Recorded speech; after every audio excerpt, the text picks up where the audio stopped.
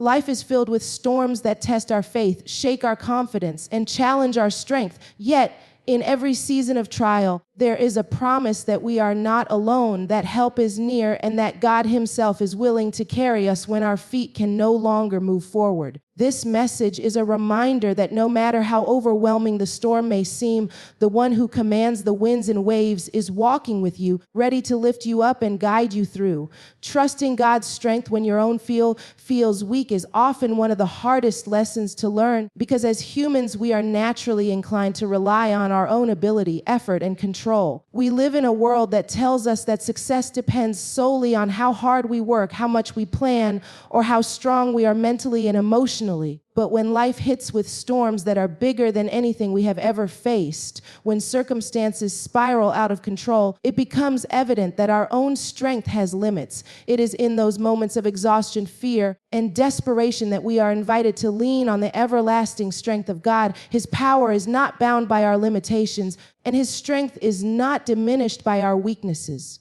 When you reach that place where you feel like you cannot take another step, that is not the end of your story. Instead, it is the beginning of learning how to rest in His strength. Trusting God's strength does not mean ignoring your pain or pretending the storm isn't real. It means acknowledging that while you are weak, He is strong. It means surrendering the weight you cannot carry and allowing Him to hold you up. There is something beautiful that happens when you stop trying to prove how strong you are and instead admit how much you need Him. That admission is not failure, it is faith. There are seasons in life when your prayers feel heavy, when your tears fall more often than your words, and when you wonder if you can make it through another day.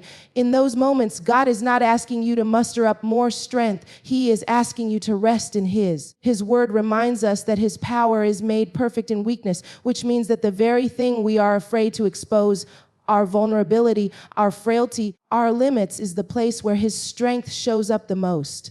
The storm might be raging, but God has a way of holding you steady even when everything around you is shaking. Think about the times when you thought you couldn't survive, but somehow you did. You didn't make it because you were strong enough. You made it because His strength was carrying you, even when you didn't recognize it. Trusting His strength is realizing that you don't have to figure out how the storm will end. You just have to believe that He will bring you through it. It's choosing to trust His hands more than your own understanding, to rely on His wisdom more than your own reasoning, and to depend on His ability more than your own capability. There is freedom in knowing that you don't have to carry the weight of the world on your shoulders. You don't have to pretend to be unshaken when life is heavy. You don't have to smile through silent pain just to prove you are strong. Real strength is not the absence of struggle. It is the presence of God's power in the middle of it. He is the one who calms storms, but He is also the one who strengthens you to stand in the storm until the winds subside. His strength gives you the endurance to keep moving when you want to quit, the courage to stand when you want to collapse, and the faith to believe when everything around you screams doubt. When you place your trust in His strength, you begin to shift your focus. Instead of magnifying the size of your storm, you magnify the greatness of your God.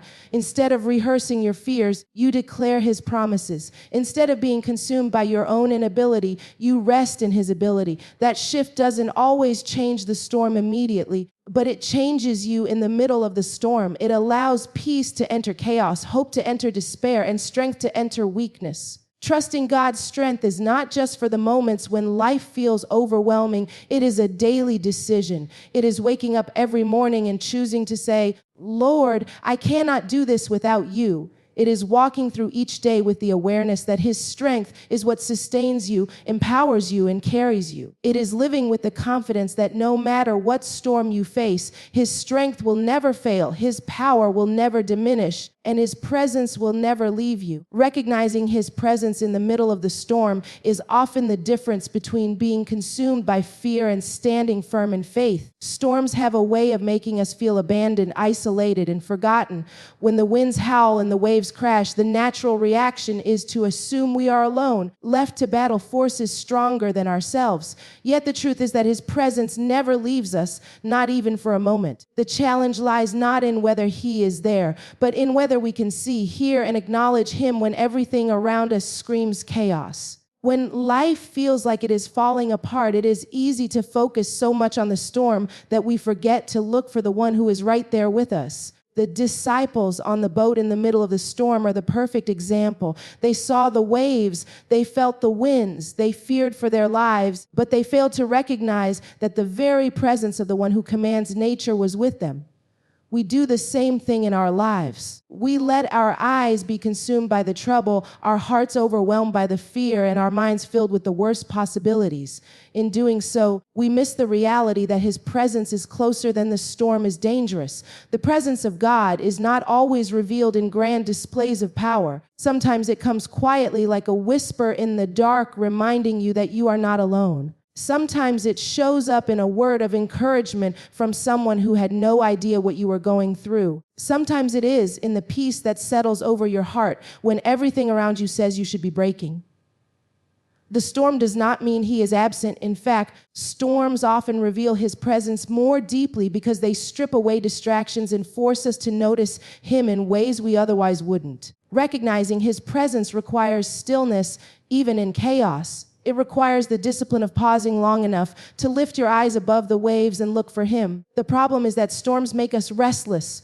Our minds race, our emotions run wild, and our hearts pound with anxiety. But when you stop and remind yourself that He promised to never leave you, something shifts.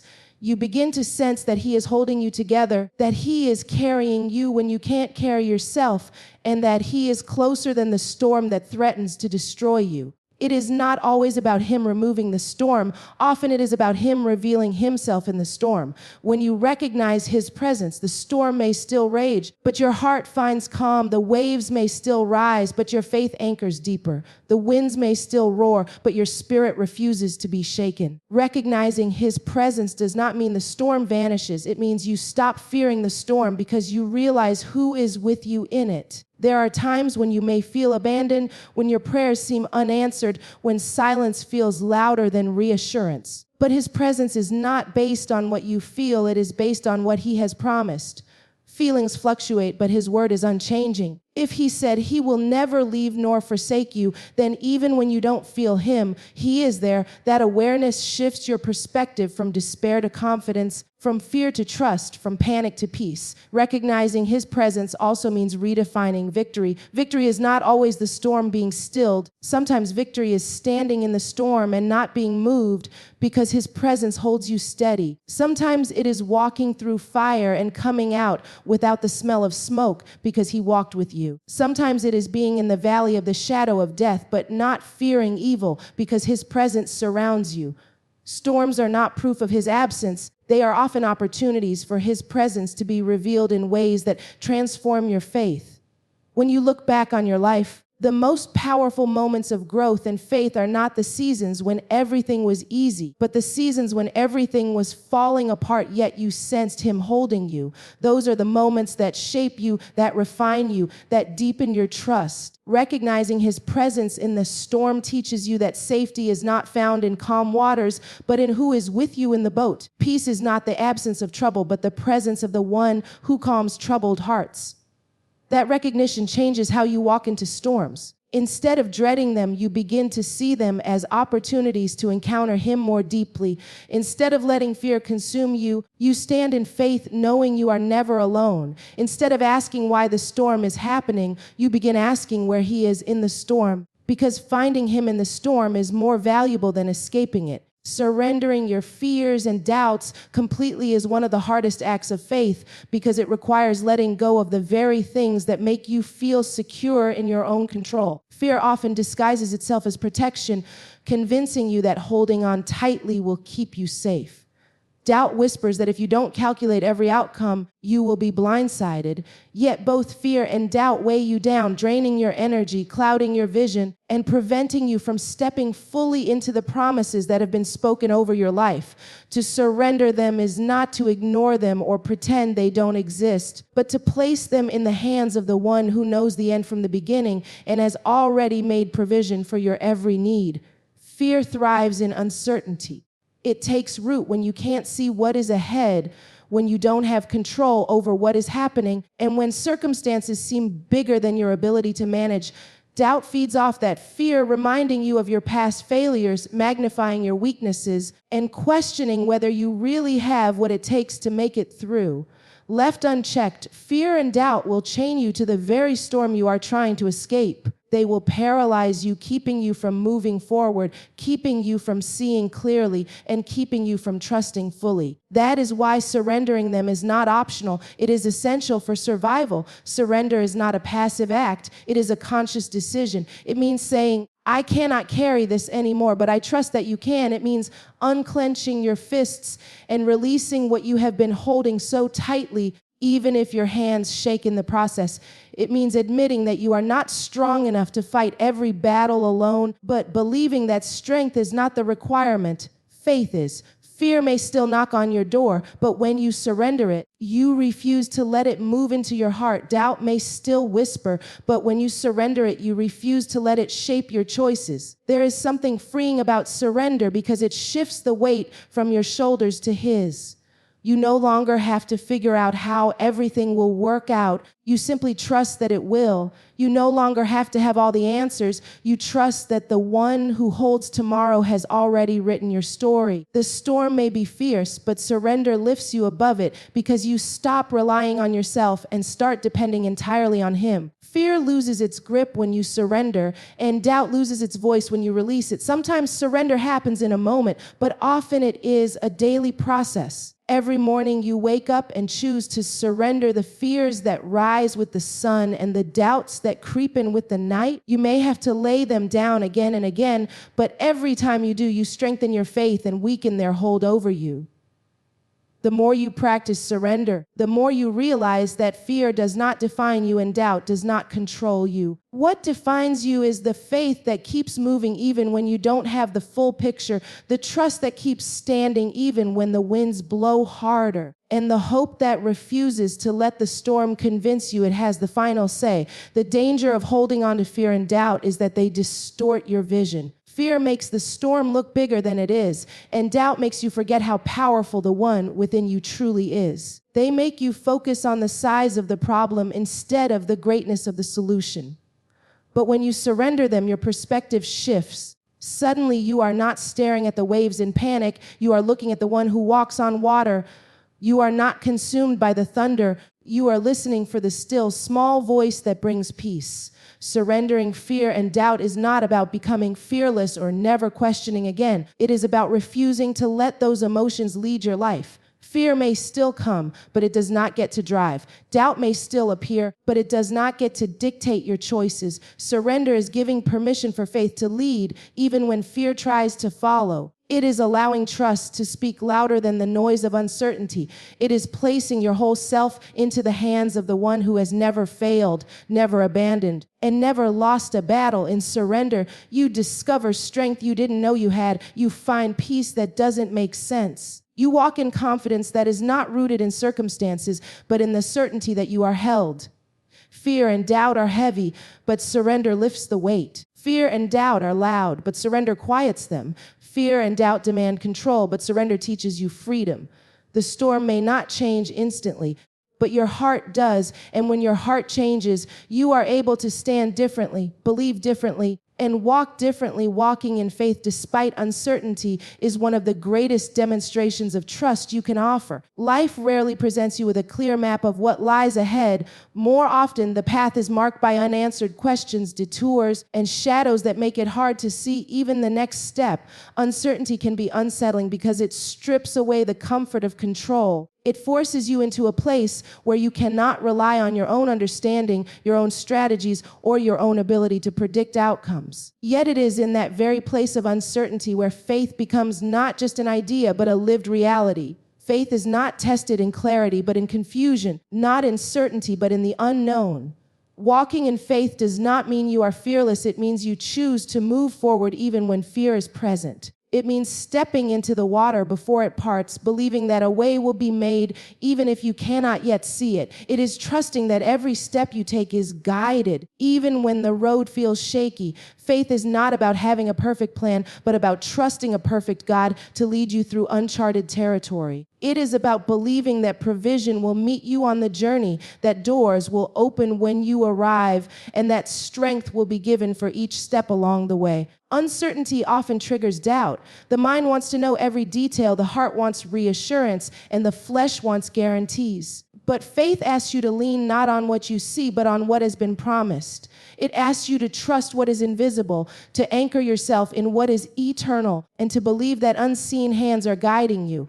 This does not mean ignoring reality. It means acknowledging that reality is not the final word. The storm may be real, the obstacles may be large, and the outcome may be unclear, but faith declares that the unseen is stronger than the seen. Walking in faith despite uncertainty requires courage, but it also requires surrender. You cannot walk in faith while clinging to the illusion of control. You must release the need to know every answer and instead embrace the truth that the one guiding you already does.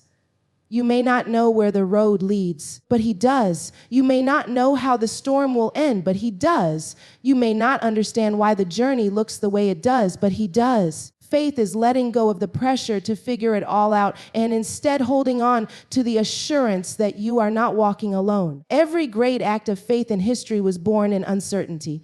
Abraham stepped out not knowing where he was going. Moses led a people through a wilderness without a map. David faced a giant with only a sling and a stone.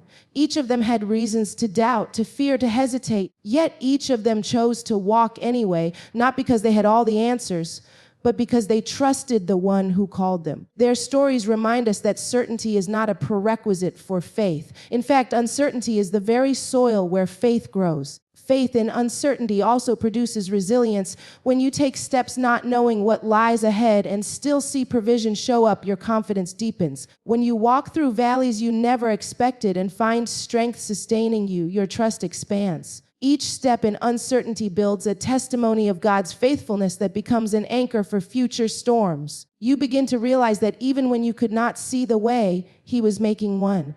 Even when you did not understand, He was working behind the scenes. Even when you felt weak, His strength carried you. There is something powerful about walking even when you cannot see. It silences the lie that fear has the final word. It proves that doubt does not define your destiny. It shows that your faith is stronger than the storm and greater than the uncertainty.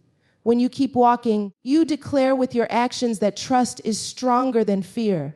You declare that the unknown cannot paralyze you because the one who knows all is guiding you. You declare that even in the valley of shadows, you will not stop moving forward. Walking in faith despite uncertainty also shifts your perspective. Instead of being consumed by the unknown, you start to look for opportunities to witness the miraculous. Instead of dreading the lack of clarity, you anticipate the ways in which God will reveal Himself. Every step becomes an invitation to experience His guidance, His provision, and His presence in new ways. What once felt like uncertainty begins to feel like adventure because you know that even if you don't know where the road leads, you know who is walking with you. The truth is, clarity is not what sustains you in storms. Faith is. Certainty does not build character. Uncertainty does. When you walk in faith despite not having all the answers, you discover strength you didn't know you had, courage you didn't realize was within you, and a depth of trust that only uncertainty could have produced. The storm may continue, the questions may remain, and the unknowns may still stretch before you, but your steps become steady because they are no longer guided by sight, but by faith. Receiving divine peace that surpasses understanding is one of the most extraordinary gifts available in the midst of life's storms. It is not the kind of peace that depends on circumstances being perfect, on problems being solved, or on storms being calmed. It is a peace that flows from a deeper place, a peace that defies logic,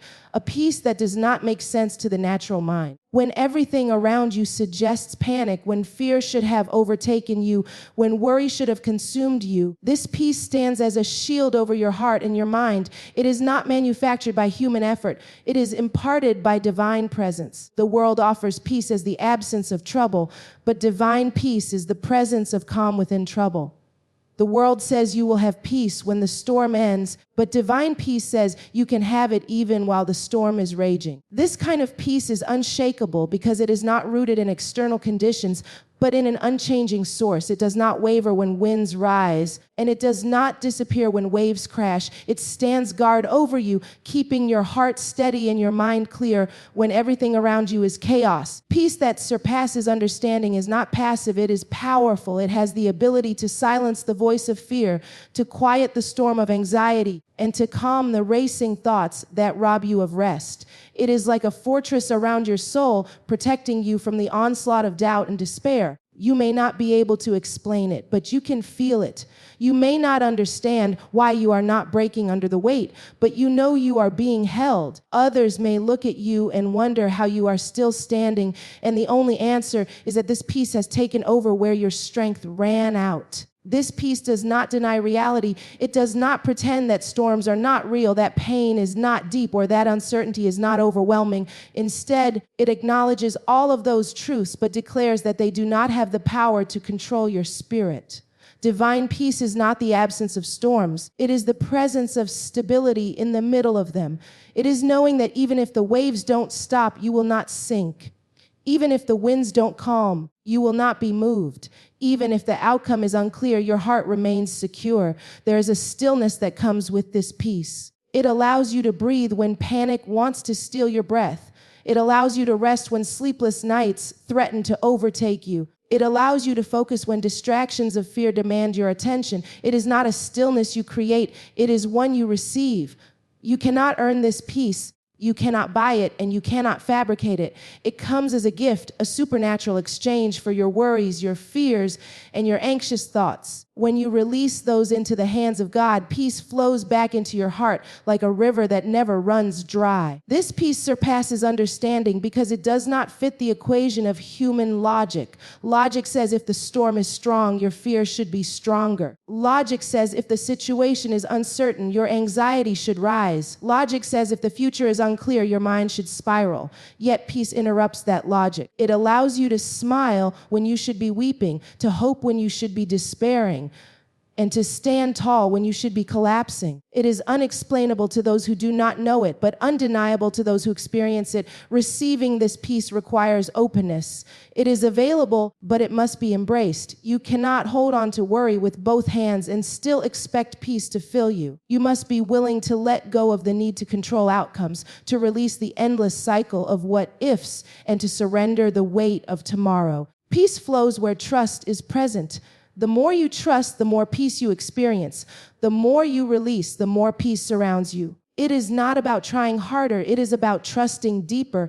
Peace that surpasses understanding not only sustains you, it transforms you. It shifts how you respond to storms, how you handle challenges, and how you face the unknown. You stop reacting out of fear and start responding out of faith. You stop living with panic and start walking with purpose. You stop being consumed by anxiety and start being anchored by assurance. This peace does not change the storm. It changes you in the storm. It equips you to move forward with clarity, strength, and confidence. No matter how dark the clouds above may be, what makes this peace so remarkable is that it is constant.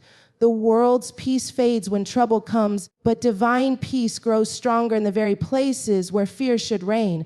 It is peace that cannot be shaken by loss, that cannot be broken by disappointment, and that cannot be stolen by uncertainty. It holds you steady when life is unpredictable and carries you through moments when you would have otherwise fallen apart. It truly surpasses understanding because it is beyond what human effort could ever achieve. Believing in restoration after the storm is an act of hope that refuses to let the wreckage of what was lost define the future of what can still be gained. Storms come to strip, to shake, and to scatter. They leave behind broken pieces of dreams, fractured plans, and hearts heavy with grief. It is natural to look at the damage and wonder if anything good can rise from the ruins, if life can ever look whole again, if joy can return after seasons of pain. Yet the message woven throughout the story of faith is that storms do not have the final word. What has been shaken can be rebuilt. What has been broken can be restored. What has been lost can be redeemed in ways that far exceed what was before. Restoration is not just about returning to what was, it is about being made better than before. When a storm destroys, it exposes weaknesses, clears out what was unstable, and makes room for a stronger foundation to be laid. The process may be painful, but the promise of restoration is that the ending will be greater than the beginning. What the storm took away does not compare to what God is able to return. Believing in restoration is choosing to look beyond the rubble and see the potential for renewal. It is choosing to believe that broken seasons can birth greater strength, deeper faith, and richer joy than you ever imagined. After the storm, it can be tempting to remain stuck in grief, replaying what was lost and rehearsing what could have been. But believing in restoration means shifting your focus from what fell apart to what can be rebuilt. It means letting hope rise again, even when disappointment tries to hold you down. It means refusing to let bitterness take root and instead opening your heart to the possibility that something new is coming. The storm may have left scars, but even scars can tell a story of healing. Even ashes can become beauty when restoration takes place. Restoration is often a process, not an instant moment. Just as it takes time to rebuild a house after a storm, it takes time to rebuild a heart, a dream, or a life. Believing in restoration means having patience in the process, trusting that each step is part of a greater plan. You may not see the full picture right away, but restoration is happening piece by piece. Every small breakthrough, every glimmer of hope, every step forward is evidence that the storm did not win. Restoration is not always visible in the moment, but it is always at work behind the scenes. What makes restoration so powerful is that it is not limited to material things or outward circumstances. Restoration goes deeper. It restores your peace, your joy, your confidence, and your purpose. It heals the parts of your heart that storms tried to shatter.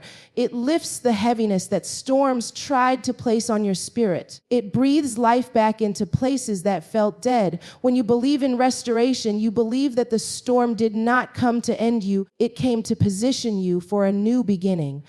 The enemy may have meant it for harm, but restoration proves that it can be turned for good. There is also a beauty in how restoration often exceeds expectations.